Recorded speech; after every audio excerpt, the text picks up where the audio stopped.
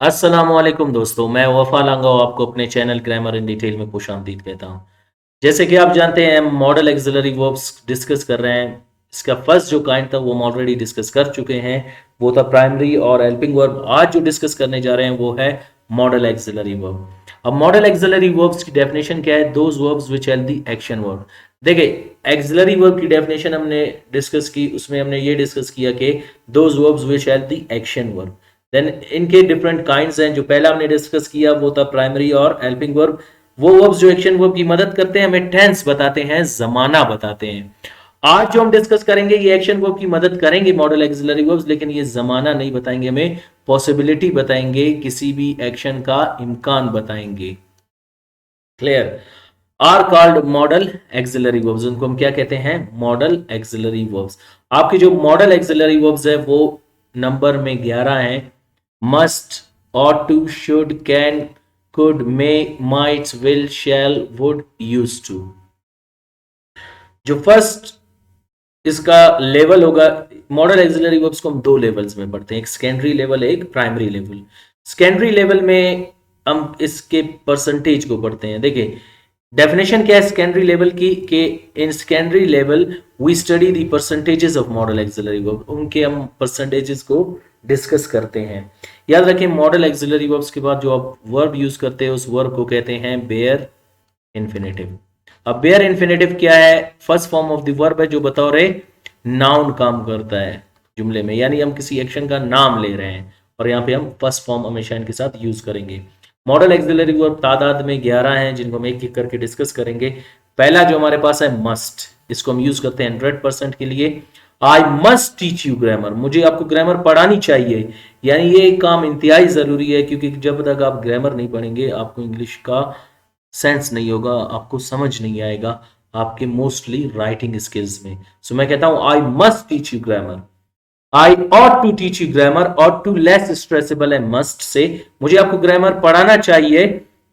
ये फिर यूज होता है 85% के लिए। आई should teach you grammar, should को हम यूज करते हैं 75% के लिए। देखिए, मस्ट 100% के लिए, ऑट टू मोर स्ट्रेसेबल है, मस्ट से ज्यादा स्ट्रेसेबल है, और शुड से कम है।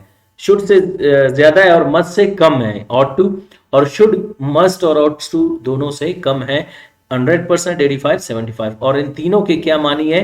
चाहिए। अब देखो, मैं कहता हूं मुझे आपको ग्रामर पढ़ानी चाहिए, मुझे आपको ग्रामर पढ़ानी चाहिए, मुझे आपको ग्रामर पढ़ानी चाहिए। मस्ट मीन्स नो कंप्रोमाइज, कोई कंप्रोमाइज नहीं है, आपने टोटल इसको पढ़ना है।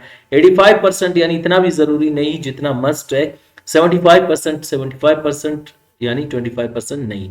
आई कैन टीच यू ग्रामर, मैं आपको ग्रामर पढ़ा सकता हूं। अब ये एक्शन वर्ब की मदद करके हमें ये बता रहा है कि मैं आपको पढ़ा सकता हूं 50%। अगर आप चाहें तो मैं पढ़ाऊंगा, अगर आप नहीं चाहें तो मैं नहीं पढ़ाऊंगा, लेकिन मैं आपको पढ़ा सकता हूं। अब कुड सेकेंडरी लेवल में प्रेजेंट के भी मानी दे सकता है। वैसे तो कुड पास्ट है कैन का, लेकिन आप प्रेजेंट के तौर पे यूज कर सकते हैं। मैं कहता हूं आई कैन टीच यू ग्रामर, मैं आपको ग्रामर पढ़ा सकता हूं। सो ये होगा 40%, यानी 60%, बिल्कुल गुंजाइश नहीं इसमें, 40% है। आई मे टीच यू ग्रामर, मैं आपको इंग्लिश ग्रामर पढ़ा सकता हूं। सो ये क्या मानी दे रहा है? 30%। तो यहाँ पे जो मे है एक्शन वर्ब की मदद कर रहा है और पॉसिबिलिटी बता रहा है कितना है? 30%, 70% बिल्कुल है ही नहीं, क्योंकि आप रेगुलर स्टूडेंट नहीं है, तो मैं अपना वक्त क्यों जाया करूं आपको पढ़ाने में। I might teach you grammar, शायद कि मैं आपको ग्रामर पढ़ाऊं, क्योंकि मैं मसरूफ हूं, मुझे वक्त नहीं मिलता मैं आपको ग्रामर पढ़ाऊं। सो देखिए, ये तमाम एक्शन वर्ब्स की मदद कर रहे हैं और हमें percentage, possibility of an action बता रहे हैं, किसी काम का इम्कान बता रहे हैं। अब कैन, कुड, मे, माइट, ये जो तीनों हैं, कैन, कुड, मे, माइट, इन तीनों के मानी है सकना या कर सकना, लेकिन इनके परसेंटेजेस में फर्क है। वो क्या है? मैंने आपको बता दिए। आई विल टीच यू, मैं आपको ग्रामर पढ़ाऊंगा, ये एक्शन मुस्तकबिल में होगा, लेकिन ये क्या जाहिर कर रहा है? Future possibility. और विल इनफॉर्मल वे, गैर रस्मी तरीका है किसी से बात करने का। जैसे आई विल टीच यू, मैं आपको ग्रामर पढ़ाऊंगा, ये informal way. I shall teach you grammar, मैं आपको ग्रामर पढ़ाऊंगा, रिस्पेक्टिव वे, पोलाइट वे है। और ये फ्यूचर पॉसिबिलिटी, मुस्तकबिल के इम्कान को जाहिर करते हैं। और ये इम्कान कितना परसेंट है मुस्तकबिल में? दोनों 50%। एक रस्मी तरीका है, एक गैर रस्मी, यानी इनफॉर्मल के लिए आप विल, और फॉर्मल पोलाइट वे, रिस्पेक्टिव वे के लिए आप शैल का इस्तेमाल करेंगे। I would teach you grammar, देखो वुड, मैं आपको ग्रामर पढ़ाता, यानी माजी में और आल में इनको हम हकीकत के बरअक्स इस्तेमाल करते हैं, उलट में अनरियल, ये हकीकत में नहीं हुआ। I would teach you grammar, मैं आपको ग्रामर पढ़ाता। वजह दो हो सकते हैं कि मैंने आपको ग्रामर नहीं पढ़ाया। पहला, मुझे मौका नहीं मिला इसीलिए मैं नहीं पढ़ा सका, या मुझे मौका मिला मैंने खुद नहीं पढ़ाया क्योंकि आप इंटरेस्टेड नहीं थे। देखें, I would teach you grammar, मैं आपको ग्रामर पढ़ाता। दो वजह हो सकते हैं कि मैंने आपको रियल में क्या है कि मैंने यानी नहीं पढ़ाया। वजह क्या है कि आपने खुद नहीं पढ़ा मुझसे, आप इंटरेस्टेड नहीं थे, या मुझे मौका नहीं मिला। I use to teach you grammar, मैं आपको ग्रामर पढ़ाया करता था। यूज टू को हम as a modal auxiliary verb उन एक्शंस के लिए इस्तेमाल करते हैं जो हम माजी में किया करते थे, चाहे हैबिट है या कोई एक्शन, चाहे आदत हो या हरकत, इन तमाम के लिए यूज करते हैं।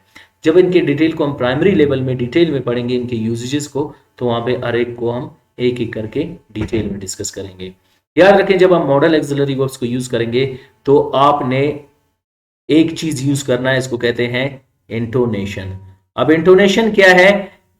Intonation is the expression of words according to their percentages. अब परसेंटेजेस के मुताबिक जब आप वर्ड को स्ट्रेस करते हैं, अगर मस्ट है तो मस्ट वाली एनर्जी भी आपके लिए जरूरी है 100% की। अब देखिए, I must teach you grammar, I ought to teach you grammar, I should teach you grammar, I can teach you grammar, I could teach you grammar, I may teach you grammar, I might teach you grammar, gentlemen, I will teach you grammar, I shall teach you grammar, I would teach you grammar, I used to teach you grammar।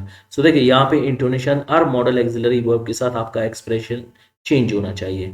सो उम्मीद करता हूँ कि आपको modal auxiliary verb की definition समझ आ गई होगी कि ये एक्शन वर्ब की मदद करते हैं और हमें किसी एक्शन का पॉसिबिलिटी या परसेंटेज बताते हैं, जो हमने एक एक करके यहाँ पे डिस्कस किया हुआ है।